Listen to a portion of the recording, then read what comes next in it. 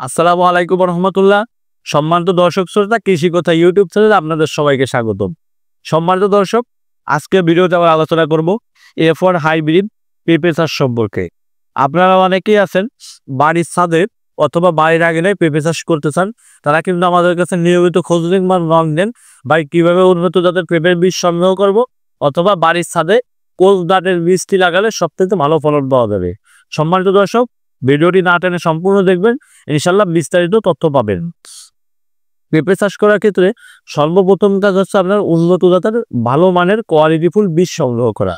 বীজ সংগ্রহ করার পরে আপনাকে কিন্তু বীজগুলোকে জার্মিনেশনের জন্য নির্দিষ্ট সময় বা পর্যাপ্ত সময় পানিতে বীজগুলো ভিজিয়ে রাখতে হবে।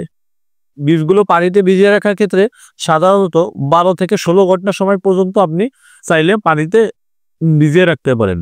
আরেকটি জিনিস অবশ্যই লক্ষ্য রাখতে হবে, যদি এর থেকে বেশি সময় ভিজিয়ে ফেলেন সেক্ষেত্রে অবশ্যই মাঝখানে একবার পানি পরিবর্তন করে দেবেন। বীজগুলো ভিজিয়ে রাখার পরে আপনি যদি টবে চাষ করেন অথবা বাড়ির ছাদে চাষ করেন সেক্ষেত্রে অবশ্যই আপনার টব প্রস্তুত করে রাখতে হবে। টব প্রস্তুতের ক্ষেত্রে 18 থেকে 24 ইঞ্চি স্কোয়ার বা লম্বা 18 থেকে 24 ইঞ্চি, প্রস্থ 18 থেকে 24 ইঞ্চি সাইজের টব কিন্তু আপনারা ব্যবহার করতে পারেন। এই টাইপের টব রেডি করার পরে মাটি তৈরি করার ক্ষেত্রে যে জিনিসটা লক্ষ্য রাখতে হবে সেটি হচ্ছে মাটিতে 50 বা 60% থাকবে মাটি, 20 বা 25% থাকবে জৈব সার বা গোবর সার, আর 10 বা 15% থাকবে বালু বা আপনি চাইলে অন্য কিছু ইউজ করতে পারেন।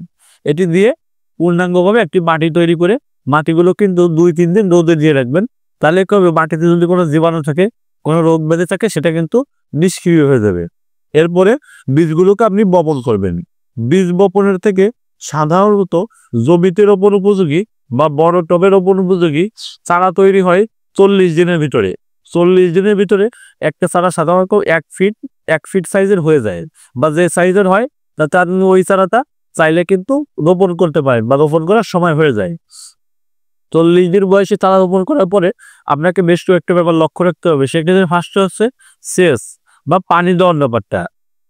আবেগের বশবর্তী হয়ে পেঁপে গাছে অতিরিক্ত পানি দেওয়া যাবে না। যদি আপনি জমিতে চাষ করেন সেক্ষেত্রে অবশ্যই আপনার বেড পদ্ধতি ব্যবহার করতে হবে, বেড ইউজ করতে হবে। আর যদি আপনি বাড়ির ছাদে চাষ করেন সেক্ষেত্রে অবশ্যই জমিতে কোনো আগাছা জমতে যাবে না, টবে যেন কোনো আগাছা না জমে সেই বিষয়টা অবশ্যই লক্ষ্য রাখতে হবে। এবং পানি প্রদান করার ক্ষেত্রে অতিরিক্ত পানি দেওয়া যাবে না, প্রয়োজন মতো রেগুলার সেচ পদ্ধতিতে অল্প অল্প করে পানি দিতে হবে। আর অবশ্যই টবের নিচে অতিরিক্ত পানি নিষ্কাশনের ব্যবস্থা রাখতে হবে। টবে পেঁপে চাষ করার ক্ষেত্রে বেশ কয়েকটা রোগ ব্যাধি লক্ষ্য করা যায়। সাধারণত পোকামাকড়ের আক্রমণ অথবা এই টাইপের সমস্যা হলে নিম তেলটা ব্যবহার করতে পারেন।